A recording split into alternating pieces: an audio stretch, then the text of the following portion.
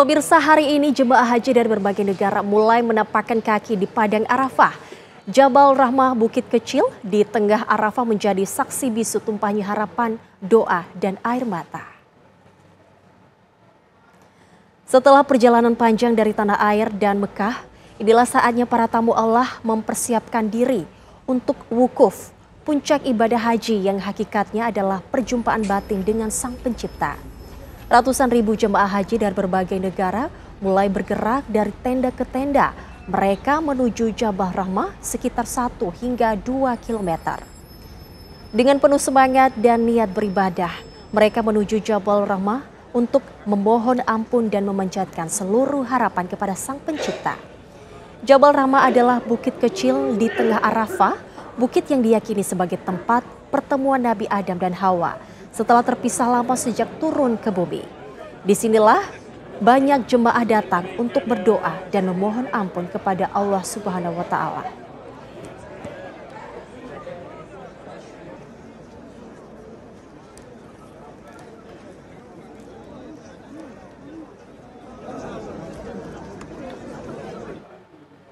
Untuk memperbarui informasi mengenai pelaksanaan ibadah haji 2025, kita bergabung dengan rekan Heru Sudinta di Mekah, Arab Saudi. Assalamualaikum, selamat malam waktu Indonesia, Heru. Ada informasi terbaru apa di puncak ibadah haji yang bisa Anda kabarkan dari sana? Waalaikumsalam warahmatullahi wabarakatuh. Ya, dapat kami kabarkan dari Padang Arafah bahwa jemaah haji Indonesia menjadi jemaah terbanyak yang memadati Jabal Rahmah pada saat wukuf di Arafah. Sejak dini hari, bus-bus pengangkut jemaah haji Indonesia terus berdatangan ke Arafah untuk mengantarkan jemaah haji Indonesia ke Arafah. Dan kita bisa lihat di layar kaca, jemaah haji Indonesia memadati Jabal Rahmah, di mana jemaah haji Indonesia menjadi yang terbesar di dunia dan berjumlah 221.000, sehingga Jabal Rahmah menjadi tempat yang paling dituju dalam rukun haji, yaitu Jabal Rahmah yang dipadati oleh jemaah haji Indonesia.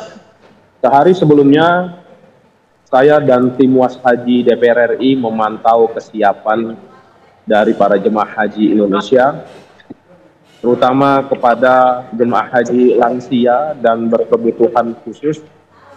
Ketika kami mencari informasi, mereka mengaku sudah sangat siap meskipun dengan keterbatasan fisik karena lansia dan keterbatasan fisik maupun ada pendamping dan tidak. Namun demikian, mereka mengaku sudah mempersiapkan diri untuk menunaikan ibadah wukuf di Arafah.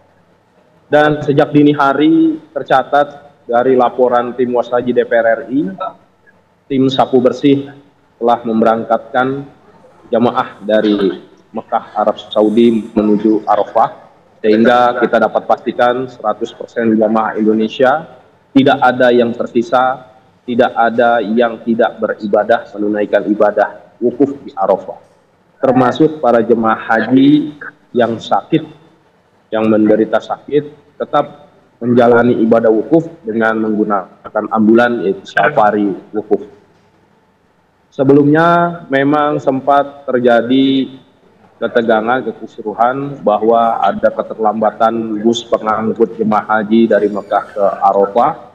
Namun kendati demikian, seluruhnya telah berhasil dikoordinasikan oleh tim Was Haji DPR RI yang memerintahkan dan berkoordinasi langsung baik dengan Dirjen PHU, Kementerian Agama, dan syarikah-syarikah yang menangani jemaah untuk segera menangani jemaah Indonesia atas keterlambatan bus tersebut.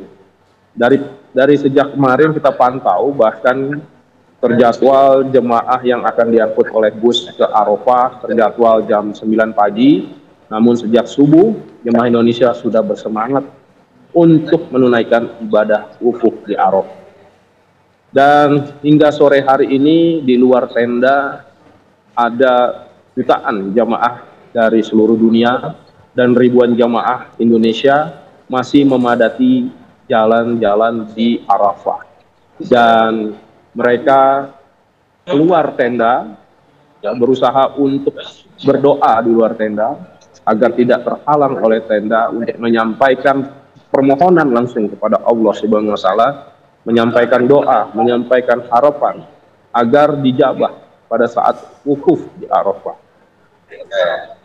Kita bisa lihat bahwa jemaah haji Indonesia menjadi jemaah yang terbesar, dan haji pada tahun ini menjadi haji yang luar biasa karena jumlah jemaah haji dari seluruh dunia ini juga sangat luar biasa, dan seluruh jemaah saat ini berkumpul di Arafah untuk menunaikan ibadah wukuf.